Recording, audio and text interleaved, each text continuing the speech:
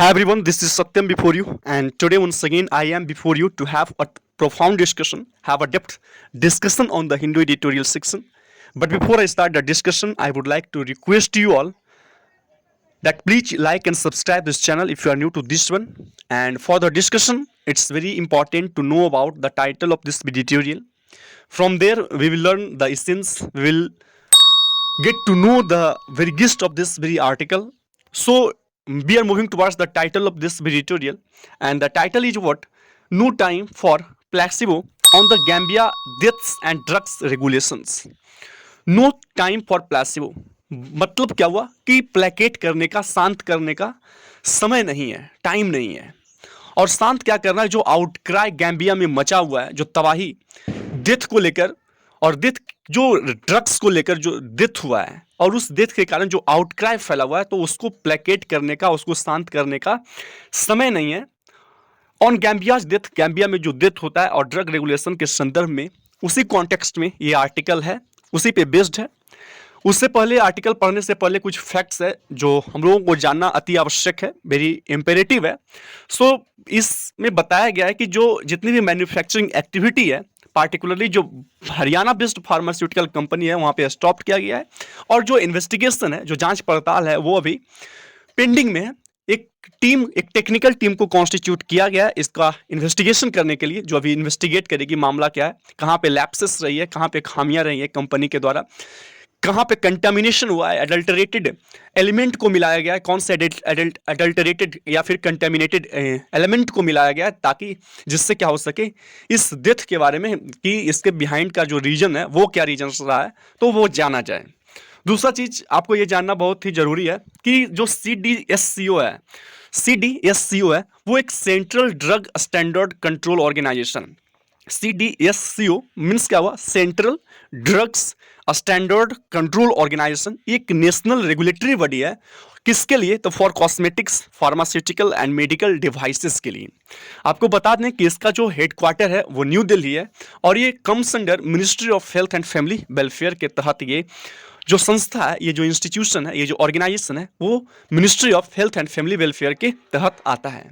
आइए हम लोग अब पैराग्राफ टाइटल की ओर मूव करते हैं और इसमें लिखा हुआ है कि India has to work harder. India को क्या ना बहुत ही कड़ा मेहनत करना पड़ेगा ऑन इट्स इमेज। अपने जो इमेज इन्होंने बना के रखा है इंटरनेशनल स्टेज पे, इंटरनेशनल लेवल पे अपना जो प्रतिबिंब बना के रखा है, तो उस प्रतिबिंब को सुधारने में, अपना जो स्टैंडर्ड बना के रखा है इंडिया ने, उसको सुधारने में इंडिया को बहुत ही कड़ा मेहनत करना पड़ेगा। Having an independent drug regulator, और इसका इमेज कैसा है? तो एक इंडिपेंडेंट ड्रग रेगुलेटर का जो इमेज है, तो उसको बनाने में, तो उसको सुधारने में इंडिया को क्या करना है? बहुत ही कड़ा मेहनत करना होगा, अथक प्रयास करना होगा। आइए हम लोग पैराग्राफ की ओर मूव करते हैं। द इंडिया का जो एपेक्स मीन सबसे जो ऊंचा है ना, जो सर्वोच्च drug regulator central drugs standard control organization CDSCO है, जो एपेक्स ड्रग रेगुलेटर इंस्टीट्यूशंस है, जो संस्था है, ऑर्गेनाइजेशन है, हैज वर्ड, उन्होंने क्या किया है? प्रतिबंध किया है, प्रतिबंध लगाया है। हरियाणा बेस्ड मेडन, हरियाणा जो एकमात्र हरियाणा में फार्मास्यूटिकल लिमिटेड है, कंपनी है, फ्रॉम मैन्युफैक्चरिंग, किस चीज़ से? कि वो मैन्युफैक्चर नहीं करें मेडिकल ड्रग्स को, मेडिसिनल जो ड्रग्स है उसको मैन्युफैक्चर करने के लिए हरियाणा जो बेस्ट फार्मास्यूटिकल कंपनी है उसको उस पर प्रतिबंध लगाया है। कौन लगाया है? तो जो इंडिया का अपेक्स ड्रग रेगुलेटर बॉडी है, central drugs standard control organization ने।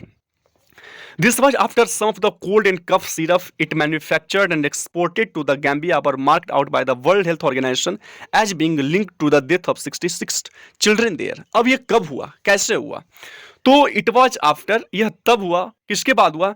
कि some of the cold and cough syrup, इनके द्वारा जो कुछ कोल्ड और कफ सिरप बनाया गया था and exported to the Gambia, और इसको एक्सपोर्ट किया गया था गैम्बिया में, वर मार्क्ड आउट, अब इसको चिन्हित किया गया है।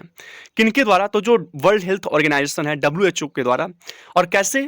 ऐसे लिंक किया गया कि ये कहीं ना कहीं जो कोल्ड कफ सिरप है, ये लिंक्ड है, जुड़ा हुआ है टू द डेथ ऑफ, जो डेथ हुआ है, जो डिमाइस हुआ है 66 चिल्ड्रेन का गैम्बिया में, कहीं ना कहीं उसके जो उसका डेथ से ये कोल्ड और कफ सिरप जुड़ा हुआ है। ऐसा चिन्हित कौन करता है? WHO करता है। फिर आगे है कि द कॉन्कॉक्शंस मीन्स क्या हो? जो इंग्रेडिएंट्स मिलाया गया था उस ड्रग्स को बनाने में, उस मेडिसिन को बनाने में, वर अपरेंटली क्या था, कंटामिनेटेड था। वो बहुत ही ऑब्वियसली अगर देखा जाए तो वो एडल्टरेटेड था, बहुत ही कंटामिनेटेड था विथ डाईइथाइलिन ग्लाइकोल। किससे? तो डाईइथाइलिन ग्लाइकोल जो पॉइजन के तौर पे काम किया, और इथाइलिन ग्लाइकोल से जो ये दो इंग्रेडिएंट्स इसमें मिला हुआ था, और दैट्स वाई जो ये ड्रग्स बना वो काफ़ी क्या था, कंटामिनेटेड था। That may have caused acute kidney failure, और जिससे क्या हो सकता था कि किडनी फेलियर की संभावना हुआ। The Indian government has said, भारतीय सरकार जो है उन्होंने कहा कि a full report from W H O से पूरी तरह से जो फुल रिपोर्ट है ना, इस्टेब्लिशिंग ए क्लियर, और एक क्लियर स्पष्ट रूप से लिंक को इस्टेब्लिश किया जाए, कैजुअल लिंक को, कि कारण क्या है ना, वो स्पष्ट होना चाहिए। फ्रॉम लिंक इज अबेटेड, और उसका अभी भी क्या अबेट किया जा रहा है ना, उसका अभी भी जो है बेट किया जा रहा है। द यूनियन हेल्थ मिनिस्ट्री ने has constituted A technical committee, एक टेक्निकल कमिटी का कॉन्स्टिट्यूट किया जाता है यूनियन हेल्थ मिनिस्ट्री के द्वारा, टू एडवाइज द गवर्नमेंट, ताकि क्या करे, जो गवर्नमेंट है हमारी उसको एडवाइस दिया जा सके, सलाह दिया जा सके, और its future course of action against the company, कि कंपनी के अगेंस्ट में फ्यूचर में क्या एक्शंस लिए जाएं।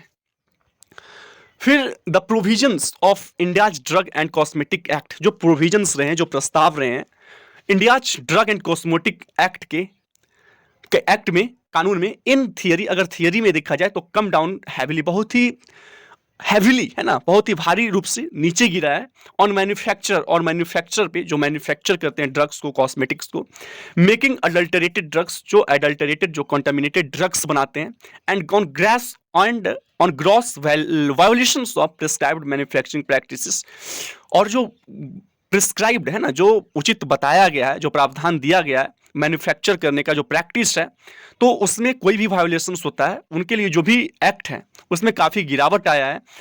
Practices with imprisonment up to 10 years, उसमें क्या था कि इम्प्रिजनमेंट होगा 10 वर्ष का, और फाइन किया जाएगा 10 लाख का। This provisions have been rarely executed, और ये जो प्रोविजंस है, ये जो प्रस्ताव थे, वो रेयरली उसको एग्जीक्यूट किया गया है, न के बराबर उसको एग्जीक्यूट किया गया है।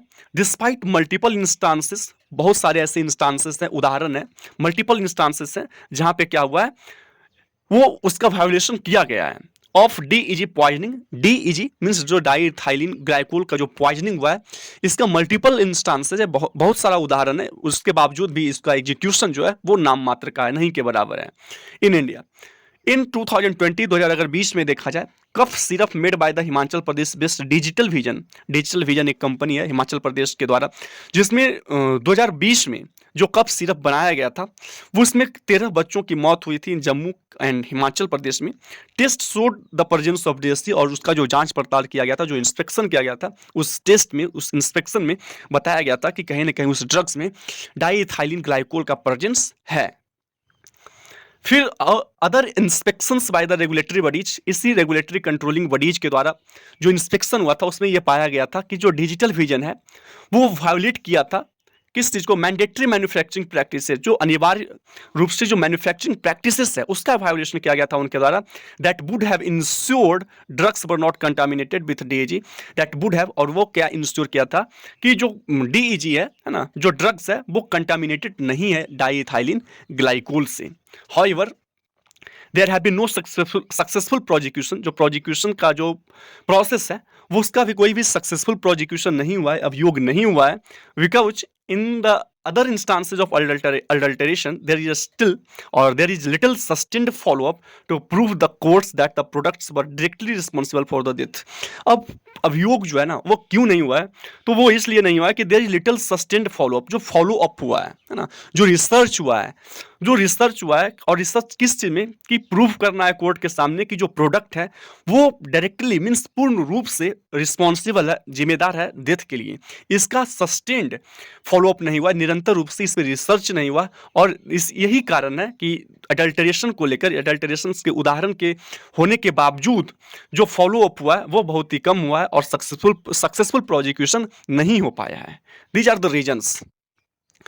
So given that the deaths means in consideration of the fact that death in the Gambia, जो death हुआ है गैम्बिया में, have evoked, उन्होंने क्या किया, bring किया है an international outcry, कहीं ना कहीं अंतर्राष्ट्रीय रूप से public anger, public disapproval लाया है। It was highlighted by WHO, और इसको highlight जो है means bring to light, इसको पर्दाफाश किसके द्वारा किया गया है, तो WHO के द्वारा। And India has a reputation, और इंडिया का एक ऐसा रेपुटेशन है as a major global supplier, जैसे कि एक मेजर मुख्य तौर पे एक ग्लोबल सप्लायर है, वैश्विक सप्लायर है किस चीज़ का, ड्रग्स और वैक्सीन का। There will be likely greater scrutiny of India's actions. जब नाम बड़ा हो, नाम बड़ा है, रेपुटेशन बड़ा है, तो संभावना है कि जो इंडिया का जो स्क्रूटनी होगा, जो जांच पड़ताल होगा, जो इंस्पेक्शन होगा, वो भी काफ़ी क्या होगा, बहुत ज़्यादा होने वाला है इंडिया का। अर्ली रिस्पॉन्सेस, जो पहले की जो प्रतिक्रियाएं रही है from India's health establishments, India के जो हेल्थ ऑर्गेनाइजेशन है, जो इस्टेब्लिशमेंट्स है, उनके द्वारा हैव नॉट बीन इनकरेजिंग, ये बहुत ही प्रोत्साहन करने लायक नहीं था, बहुत ही प्रोत्साहित करने वाला जो रिस्पॉन्सेज था वो नहीं था। विथ एश्योरेंसेज दैट, और ऐसा कहा गया था, ऐसा एश्योर किया गया था कि जो ड्रग्स है were only cleared for export to Gambia, means जो ड्रग्स है उसको एक्सपोर्ट करना है सिर्फ गैम्बिया में and not for sale in India, और उसको इंडिया में सेल नहीं किया जाए। दिस मीन्स इस तरह की टिप्पणी किया गया था कि जो ड्रग्स है वो उसको सिर्फ गैम्बिया में क्या करना है, एक्सपोर्ट करना है, अपने देश में नेशनल लेवल पर उसको यूज नहीं करना है। सो इन एनी केस, किसी भी मामले में दिस इज डिसइंजेनस, ये बहुत ही क्या है, डिसऑनेस्ट है, बहुत ही डिसइंजेनस है, कैंडिड नहीं है, सिंसियर नहीं है। एज मेडन फार्मास्यूटिकल्स, एक मेडन फार्मास्यूटिकल्स जिसका प्रोडक्ट है, प्रोडक्ट्स वर बैंड, इसको प्रोडक्ट को बैन किया गया था केरला में अर्लियर, एंड फ्लैग्ड फॉर सब स्टैंडर्ड क्वालिटी इन तमिलनाडु, और तमिलनाडु में इसका प्रवेश जो है, इसका यूज जो है, उसको भी स्टॉप किया गया था। और किस कारण, सब स्टैंडर्ड क्वालिटी को लेकर तमिलनाडु में इसको स्टॉप किया गया था। Has marketed the same formulation, और फिर भी क्या किया, मार्केटेड किया, प्रमोट किया गया इसको उसी फॉर्मुलेशन के में, उसी मिक्सचर ऑफ एलिमेंट में, अंडर डिफरेंट नेम्स, अलग अलग नामों के तहत इसको प्रमोट किया गया, इसका मार्केटिंग किया गया। And there is no reason to assume that their domestic buyers undergo a high standard of production, और ऐसा कोई रीजन नहीं है मानने का कि उनका जो डोमेस्टिक वेयर्स है, उनका जो डोमेस्टिक आर्टिकल्स है, वो अंडरगो करता है, वो एक्सपीरियंस करता है हाई स्टैंडर्ड ऑफ प्रोडक्शन का एक हाई स्टैंडर्ड को एक्सपीरियंस करता है। फिर इन द ग्लोबल मार्केट, अगर वैश्विक मार्केट में देखा जाए ऑफ फार्मास्यूटिकल्स का, the pandemic burnish the credentials of India's vaccine manufacturers as vital to ensuring that the whole world access medicine equitably.